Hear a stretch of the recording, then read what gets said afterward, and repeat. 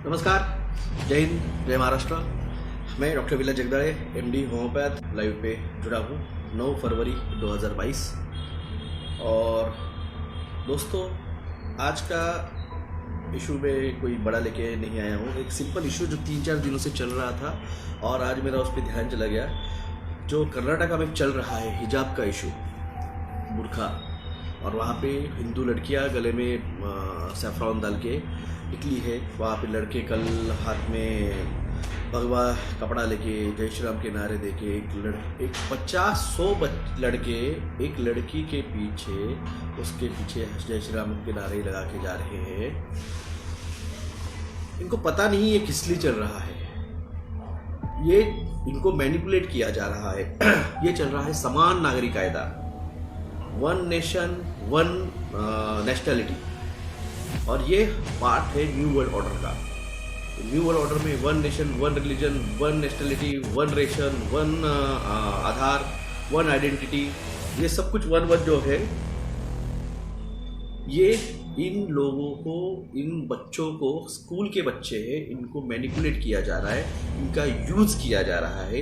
इनको यूज करके बाद में कंडोम जैसा फेंक देंगे। ये इनको ये समझ में नहीं आ रहा है कि इनकी इस एक्ट, इनका ये, आप तो पहले से स्कूल बंद थे, स्कूल खुले, आपके इस जो चल रहा है नौटंकी सब कुछ,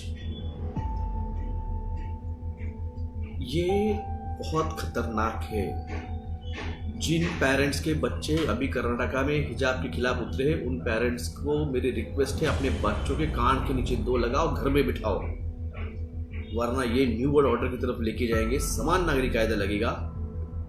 देखो, राइट्स तो सभी को समान है, संविधान के हिसाब से सभी को समान राइट्स है, तो नागरिकता का लाने का कोई मतलब नहीं है। ये सिर्फ और सिर्फ चल रहा है new world order agenda, total control. और कांग्रेस को रिक्वेस्ट है, इस चीज पे बात कीजिए। आपकी खामोशी बीजेपी को बढ़ा रही है। कांग्रेस के लीडर्स को, कांग्रेस के नेताओं को मेरी रिक्वेस्ट है, इस पे बात कीजिए।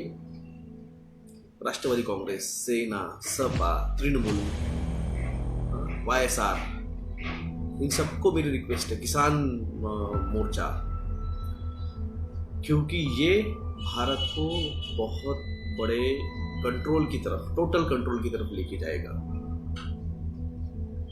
और इस बात को आप अभी नहीं समझ पा रहे हैं, आपको बाद में समझ में आएगी। जैसे मैंने सीए टाइम पे समझाया था, एनआरसी के टाइम पे समझाया था, मैंने वैक्सीनेशन के टाइम पे समझाया, मैंने लॉकडाउन समझाया आपको, मैंने जियोमो समझाया, 5G समझाया। उसी तरह से ये जो हिजाब का हिसाब है, मैं आपको समझा रहा हूँ आज, ये बहुत डेंजर इशू है। इसको अभी रोकिए, वरना ये हिंदुत्व को भी खतरे में लाएगा, ये जैनिज्म को भी खतरे में लाएगा, ये क्रिश्चियन को भी खतरे में लाएगा। ये सिर्फ मुस्लिम के हिजाब के खिलाफ नहीं चल रहा है, ये सभी के खिलाफ चल रहा है। सिर्फ फ्रंट में लाया जाता है मुस्लिम को और किया जाता है, उनके कंधे बंदूक रखी जाती है, वो चलती है पूरे भारत पे। इस बात को समझिए। अगर सीए लगता था तो सभी पे लगता था, एनआरसी लगता था सभी पे लगता था, जियोमो आए सभी को आया है, 5G आया सभी के लिए आया है, टीका आया सभी के लिए आया, कोई नहीं बचा। तो उसी तरह से अगर ये हिजाब के आड़ में अगर ये समान नागरिक कायदा लाएंगे, सभी के लिए आएगा। ये बहुत डेंजर है, ये संवैधानिक गतिविधियों के लिए बहुत हानिकारक है। इसीलिए यूपी वालों को मेरी रिक्वेस्ट है, पंजाब वालों को रिक्वेस्ट है, गोवा वालों को रिक्वेस्ट है, मणिपुर वालों को रिक्वेस्ट है, जहाँ पे इलेक्शन है, बीजेपी के उम्मीदवारों का डिपॉजिट जब्त कराओ, उनको भगाओ वहाँ से, वरना इनके राष्ट्रपति अगर चुना गया तो समान नागरिक कायदा फिक्स से आने वाला। आपका बॉडी का DNA RNA usages and storage का बिल लाया गया है, सोचो उसके ऊपर भयानक क्या हो सकता है। इसके ऊपर भयानक कुछ नहीं। मोदी साहब का कल भाषण सुना मैंने लोकसभा में, उन्होंने मंगेशकर खानदान को इलेक्शन के टाइम यूज कर रहे हैं। वो लता मंगेशकर के भाई को इमरजेंसी में अरेस्ट किया गया था। अरे अकेले वो थे थोड़ी, तुम भी तो भाग गए थे, मोदी साहब अंडरग्राउंड हो गए थे। आज तुम क्या कर रहे हो? जो तुम्हारे खिलाफ बात कर रहा है उसके ऊपर एफआईआर काट रहे हो, ईडी लगा रहे हो। ये भी तो इमरजेंसी है। जो मैंने दिखाया था धारा 352 के तरफ डॉक्टर बल्लारा को अरेस्ट हुआ था, तो वहाँ पे वो धारा जो लगती है वो सिर्फ और सिर्फ लगती है इमरजेंसी के टाइम पे। हमने प्रूव कर दिया, मोदी साहब आपने इमरजेंसी लगाई भारत में, आप क्या बात कर रहे हो? और मंगेशकर खानदान का नाम यूज कर रहे हैं अभी इलेक्शन के टाइम। डेट याद है? लता जी की देहांत की डिक्लेयर की गई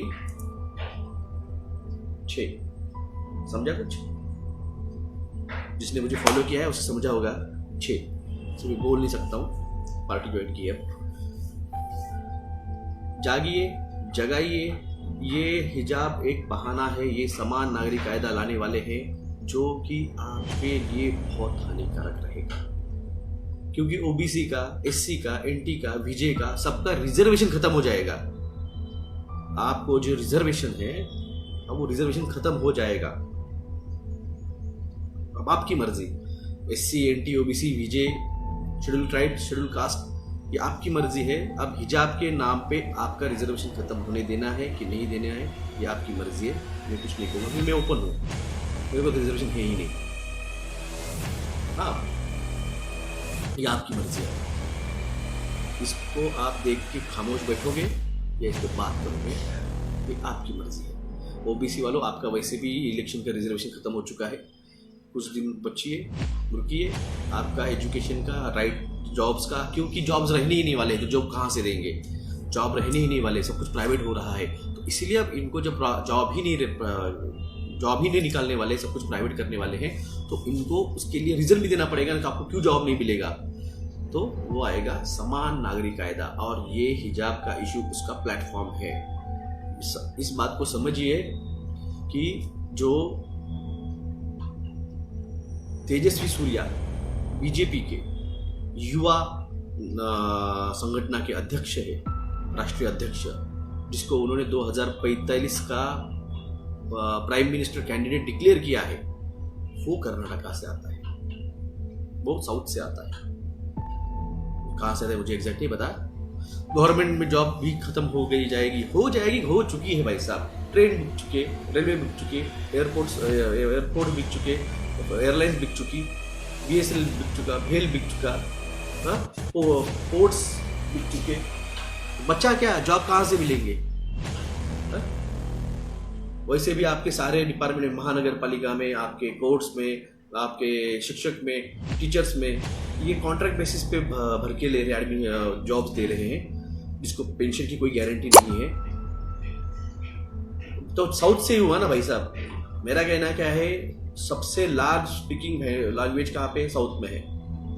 साउथ से उसको प्रमोट किया जा रहा है, जैसे मोदी को गुजरात से प्रमोट किया गया नेक्स्ट पीएम कैंडिडेट 2013 में। अब योगी को प्रमोट कर रहे हैं यूपी से 2030 के पीएमओ के लिए, वैसे ही अब इसको 2045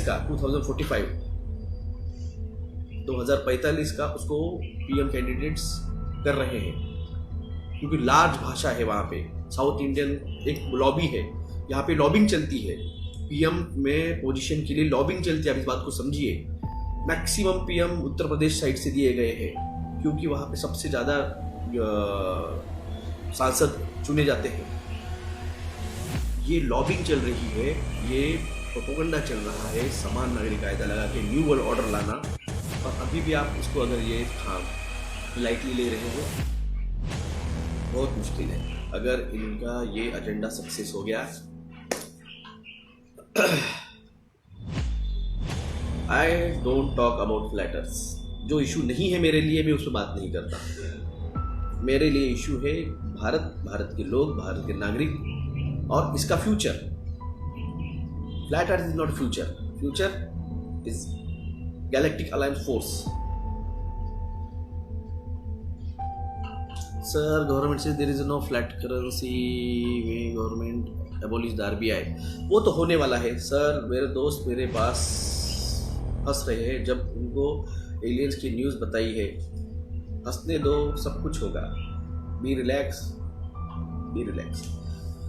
हम किसी को बताने के लिए और किसी को प्रूव करने के लिए नहीं आए हैं। जिसको मानना है माने, नहीं मानना है चले जाए।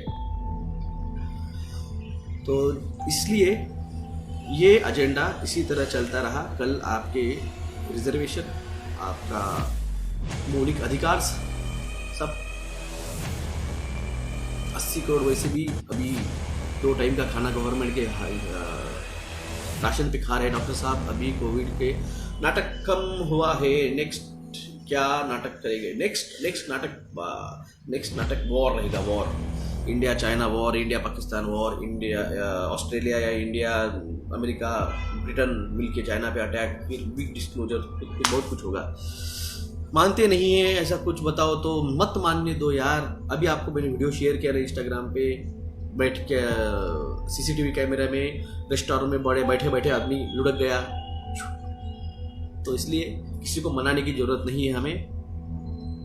मराठीमध्ये एक कहावत है, हातच्या कंगनाला आरसा कशाला, हाथ के कंगन को आईना काय को, दिखेगा ना अपने हाथ में है तो उससे जो होगा वो दिखेगा, सब कुछ होगा।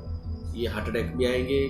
सर योगी कैसे आने वाला है, उसका एक वीडियो यूट्यूब पे बीजेपी के IT सेल वाले बंदे का खुला किया है कि ध्रुव राठी के चैनल पे। सत श्री अकाल वीरेंद्र सिंह जी, सत श्री अकाल। तो इसलिए दोस्तों ये हिजाब का इशू छोटा इशू है, कोई इशू नहीं है, क्योंकि मैं मेरे स्कूल में था, मेरे कॉलेज में था, तो मेरे साथ मेरी जो कलीग्स थी वो भी मेरे मेडिकल कॉलेज में हिजाब पहन के आते थे, कोई इशू नहीं था। कल तक कोई इशू नहीं था। मेरे क्लिनिक में पेशेंट्स आते हैं जो कि खुद डॉक्टर है और मेडिकल कॉलेज में सीखती है, हिजाब में आई थी, कोई इशू नहीं है। और ये बढ़ाया गया है, वो बनाया गया है इशू, डाइवर्जन है, ये डाइवर्जन है आपको मेन मुद्दे से। आपके आने वाले हार्ट अटैक्स, आपके आने वाले ब्रेन स्ट्रोक से, आपके इनफर्टिलिटी, आपके अबॉर्शंस, आपके स्टिल बर्थ, आपके जेनेटिकली मॉडिफाइड बच्चे जो पैदा हो रहे होंगे, उसको डाइवर्ट करने के लिए ये इशू लाए जाएंगे। आप मगर इस बात पे पकड़ के रखो कि 5G, GMO, टीका, हार्ट अटैक्स, ब्रेन स्ट्रोक्स, वरना कोई बचाने वाला नहीं है। तो जागेगा वही बचेगा। जय हिंद, जय महाराष्ट्र।